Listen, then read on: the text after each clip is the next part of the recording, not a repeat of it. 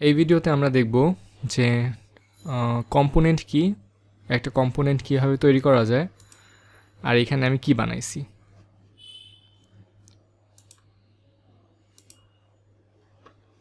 তো এইখানে হচ্ছে একটা ন্যাভবার দেখা যাচ্ছে। এখানে হচ্ছে বেসিক্যালি আমি একটা ডিভ নিছি, ওইটার নাম দিছি ন্যাভবার। ওইটার উইথ দিছি 100%, হাইট দিছি 200-100 পিক্সেল।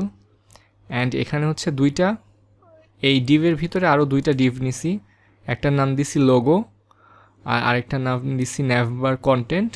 তো লোগোটার মধ্যে হচ্ছে একটা H1 হেডিং নিছি, যেটাকে নাম দিছি লোগো, আর ন্যাভবার কন্টেন্টের মধ্যে 3টা লিঙ্ক ব্লক নিছি। তো এগুলো ক্লিক করলে হচ্ছে বেসিক্যালি 3টা পেজে যাবে।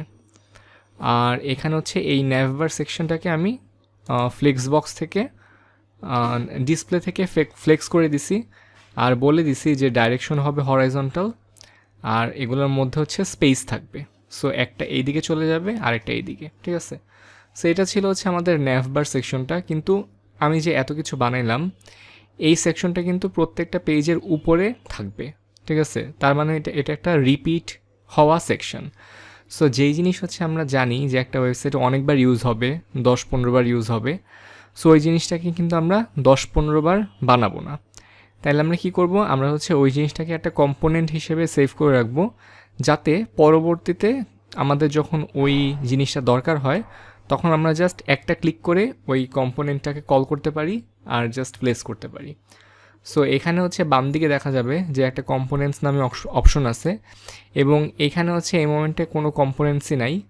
কিন্তু ডান দিকে দেখা যাবে ন্যাভবারের পাশে এখানে ছোট করে একটা ক্রিয়েট কম্পোনেন্ট করার অপশন দিচ্ছে।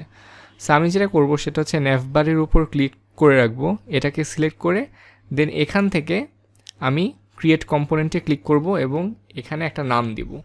সো আমি এটার নাম দিলাম ন্যাভ, ঠিক আছে। আমি এটার নাম দিলাম এবং ক্রিয়েট করলাম। আমার কিন্তু এখানে এই কম্পোনেন্টটা ক্রিয়েট হয়ে গেল এবং দেখা যাচ্ছে এটা হচ্ছে এখন গ্রিন কালারে দেখা যাচ্ছে যখন এটা সিলেক্ট করা অবস্থায় আছে। আচ্ছা, আমি এখন যদি এখানে এই কম্পোনেন্টসে ক্লিক করি, একটু আগে কিন্তু কিছুই ছিল না, কিন্তু এখন দেখাচ্ছে যে এখানে একটা কম্পোনেন্ট আছে যেটার নাম হচ্ছে ন্যাভ, এবং যেটা একবার ইউজ করা হয়েছে, এই জন্য 1 ইনস্ট্যান্স। আমি যদি আবার এখানে ক্লিক করি এবং বডিতে আমি সাপোজ এখানে হচ্ছে আরেকটা সেকশন নিলাম, জাস্ট জিনিসটাকে আলাদা করার জন্যে একটা সেকশন নিলাম, এবং এখানে একটা সেকশন নেওয়ার পরে আমি এখানে আরেকটা কম্পোনেন্ট অ্যাড করলাম। আমি জাস্ট এখানে ক্লিক করলাম, ক্লিক করলে কিন্তু এখানে আচ্ছা এটা সেকশনের ভিতরে চলে আসছে বাইরে। সো আমি এখানে আরেকটা ন্যাভবার কিন্তু নিয়ে আসলাম। তো আমি এখন যদি কম্পোনেন্টস আবার ক্লিক করি তাহলে দেখব যে এবার কিন্তু দেখাবে 2 ইনস্ট্যান্সেস, মানে 2বার হচ্ছে কম্পোনেন্টটা এই ওয়েবসাইটে ইউজ করা হয়েছে।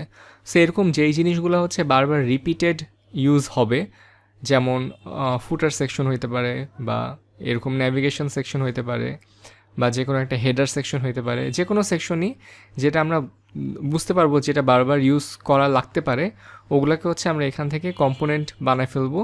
এবং এখানে যদি ন্যাভিগেটরে ক্লিক করি দেখব যে এই সেকশনটা কিন্তু সাদা দেখা যাচ্ছে, কিন্তু যেগুলো হচ্ছে নর্মালি কোনো একটা কম্পোনেন্ট হবে ওগুলো কিন্তু এরকম গ্রিন কালার দিয়ে দেখাবে আমাদের বোঝার সুবিধার জন্যে। সো এটা ছিল কম্পোনেন্ট অ্যান্ড কীভাবে একটা কম্পোনেন্ট ক্রিয়েট করা যায়।